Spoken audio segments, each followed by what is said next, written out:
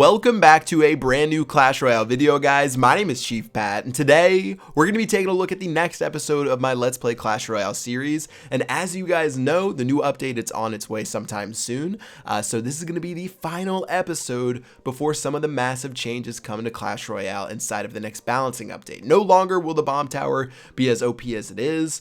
The mortar getting some nerfs as well, some of the annoying cards. Of course, down here, we're going to need some of the new cards that we just unlocked, like the balloon, like the freeze, like the young royal giant, to keep pushing our way up to 2,000 trophies. So for the final time, let's go ahead and queue up with this deck before inevitably the meta gets changed like crazy whenever this new update comes out. So starting off, we're going to be playing against Jack from the Beast, and take a look. He is level 9 when we are level 6. This is going to be absolutely ridiculous. I'm hoping that he actually has, reasonably level cards, but his Tesla is level 9 for his commons, which is it's actually 3 levels above our commons, which are only level 6. So this is going to be ridiculous.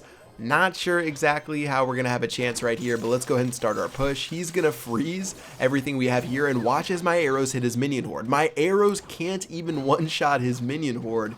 So this is going to be one of the toughest battles that I've faced so far. It's going to be really tough when you're at this far of a disadvantage. He's going to go ahead and throw a goblin barrel right on top of my face. It takes 3 hits from the arrows to take out that goblin barrel, and before you know it, only 1,071 HP are left on my bottom left-hand tower. However, we're going to make a push down the lane. Unfortunately, just before the prince hits the towers, he's going to play the barbarian.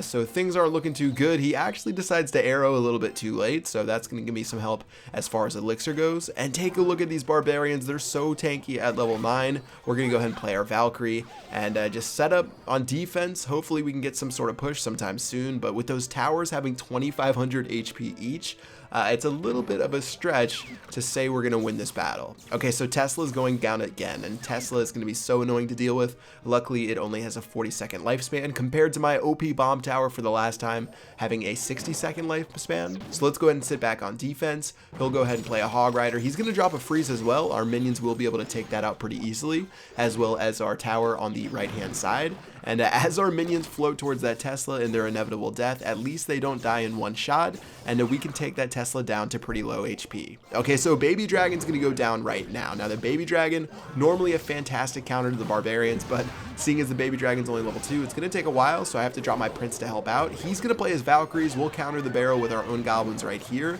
and then maybe we'll be able to get some sort of push right now. Seeing as we have 3 troops going down the lane, we've got some more minions as well. And right as we get close to hitting the tower, he's going to drop his minion horde. Fortunately, my minions were there to help out with the arrows. It's pretty ridiculous saying that I need my minions plus arrows to kill a minion horde, but take a look at his tower. It's at 915 HP. We've actually taken the lead, and if we cannot mess up against the goblin barrels, maybe we have a chance. So Valkyrie and Baby Dragon go down. You can see he's going to play the freeze spell. I really didn't want to play the bomb tower. I was trying to save as much elixir and offense as I could. He's going to play the goblin barrel right here, only get about 100 damage off, and take a look as the double Baby Dragons, the prediction arrows going down for the minion horde.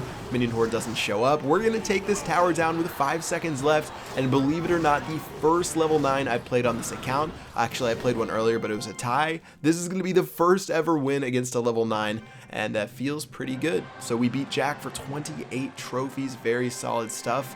And overall just took advantage of some of his mistakes. He wasted arrows a few times, didn't have the best defenses against a lot of my pushes, and overall not too shabby. 1,915 trophies as we get our crown chest. So right now you can see we have 4,600 gold. We're gonna get a little bit of gems: musketeer, tombstone, spear goblins, barbarians. Not too shabby at all. Those are almost up to level 7 for our first level 7 common. Let's go and hop into our next battle against Romer and to see if we can end up taking him out. So he's going to start off with an instant Hog Rider. I actually was like watching TV or something, so as soon as that went down, you could see me sort of panic and drop my goblins. I dropped my Prince as well as my minions to help out as well, and I'm hoping to get a pretty good push. However, he does have arrows.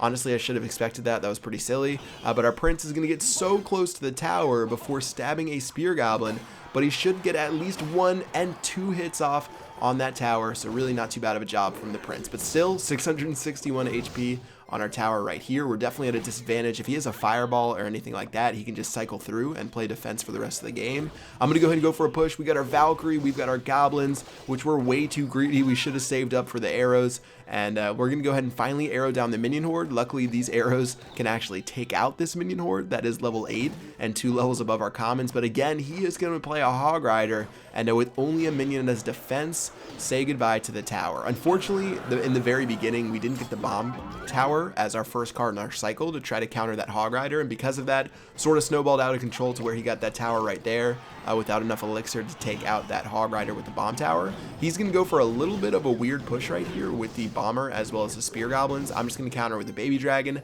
Valkyrie's going to pop up right now, and let's see if we can get to this tower. We have to hit this, obviously, to have any chance in this battle. Again, I play my goblins right as the minion horde goes down. This time I didn't have arrows in my cycle, so it wouldn't have mattered anyways, but still fairly annoying. And let's go ahead and see what he does as he prepares for another push. So minion should go down pretty easily. There goes the Hog Rider. We're actually going to play our prince instead of the bomb tower. And my reasoning behind that is because I don't want to waste 5 elixirs solely on defense. I have to make a push for this tower, guys. I can't just sit back and twiddle my fingers or whatever. That's such an old person saying. Okay, anyways, we've got the prince going. We've got the prediction arrows for the minion horde, which fail miserably. It's really risky trying to predict the minion horde or anything like that. And because of that, we have to play a little bit of defense. We're going to drop the Valkyrie right here to take out the bomber as well as the goblin. Valkyrie should turn around and help out on this Hog Rider right here. Prince is going to go down as soon as he drops that free spell. And then now we have at least a solid push. We've got our patented Valkyrie Prince push. We've got the minions. We've got some more prediction arrows. Please, there they go. The prediction arrows finally work. And because of that, we're actually going to take that tower out with both the Prince as well as our minions. Even the Musketeer's still running down the lane. The Bomber's trying to do a solid job. And now we have to get ready to push the other lane. I've got the Valkyrie in my hand. I've got the bomb tower to take out this Hog Rider right here. Valkyrie's going to go ahead and walk her way through. He'll play a Knight, of course, to counter. A level 9 Knight? Are you serious? I didn't even notice some of his commons were level 9. That's ridiculous.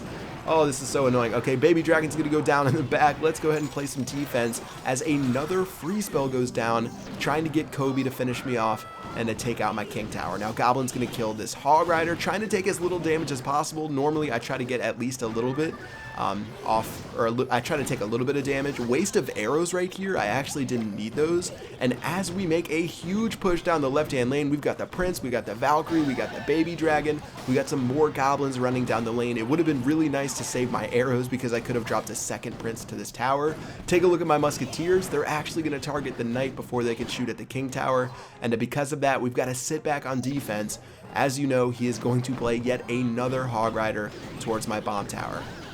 Now, for some reason inside of the update, Hog Rider wasn't touched on. You guys bet you're going to see a lot of it coming up inside of the after the next update. But here we go with 10 seconds left. We got the Prince charging down the lane. We've got the arrows to take out the minion horde. We've got some goblins running with the Prince. The Prince is going to lock onto the tower. He's going to start stabbing away, and with only one more hit, we would have taken out that tower. But in the end, it ends up at 204 HP. And on the bottom, you can see my King Tower was at 288. So overall, a well-fought battle. I feel like I played pretty well, but unfortunately just wasn't able to pull it off for the 3 crown right there. That level 9 common caught me off by surprise. But let's play one more battle against Kyle, and this will be our sayonara to the meta that is currently inside of Builder's Workshop. So to start it off, you can see I have my patented Valkyrie Prince push. As soon as I drop the Valkyrie, guess what, guys? Inferno Tower drops down and an Elixir Collector. You guys know what's coming. We're about to have building madness right here, and just one of those games that make you love Clash Royale, and hopefully this won't be as common going forward into the future. So Inferno Tower, I'm going to drop my minions to try to tank for me right there. Prince actually ends up getting some good damage off against the tower, but take a look. I accidentally arrowed his King Tower, and that's going to be annoying to deal with for the rest of the game, let alone a 2-level difference, and as well as a couple of buildings. Why not throw a King Tower to help him defend his stuff? Let's drop a bomb tower to take out the Hog Rider. Unfortunately, 2 of the goblins went towards my tower, and if I didn't drop my own goblins, they would have gotten like 1,000 damage off because my own tower was targeting the Hog Rider. So again, another cannon on defense. This is just what I love about the meta right now, and hopefully something that changes. The cannon got nerfed, the bomb tower got nerfed, Inferno Tower wasn't touched. I'm still really interested in the idea of only being able to carry 2 buildings in your deck at any given time. If you guys think that's a good idea, definitely let me know with a comment in the comment section below. I'm a little bit torn on it. I don't know if it's good to, you know, stifle people's diversity in the game as far as what deck they plays, but I can't think of like a really, you know, healthy deck that has more than 2 buildings cards. So maybe it would be a good change. I'm still thinking about it in my head, but you guys can let me know what you think with a comment below. Again, let's go ahead and drop our arrows on that minion horde to help out our baby dragon. One breath. Nope, doesn't get any damage off on the tower. And yeah, we're just playing Building City with our friend Kyle, and he's just going to keep hog riding us over and over and over and over and over until we pull our hair out inevitably. And the game wraps up. So with only a minute left on the clock, and as we get into elixir or double elixir, you can see he plays an Inferno, he plays a cannon. This is just not very fun to play and also not very fun to watch. So let's fast forward to the end. We just went back and forth, dropping bomb towers, dropping buildings. And as you can see, I dropped one more laugh to end it off, and that will be the final battle to say goodbye to the bomb tower madness of 2016. Well, I'm hoping for less buildings after this next update comes out. I hope you guys are as well. Again, this is my final deck for this season. We'll see what happens after the new update comes out, whether the bomb tower is still worth using or else it's just a tiny bit weaker or something like that. But yeah, that is going to do it for this Let's Play episode, guys. I hope you enjoyed it. If you did, smack a like. If you're excited for the update, smack a like as well. Until next time, I will see you guys later. Peace out.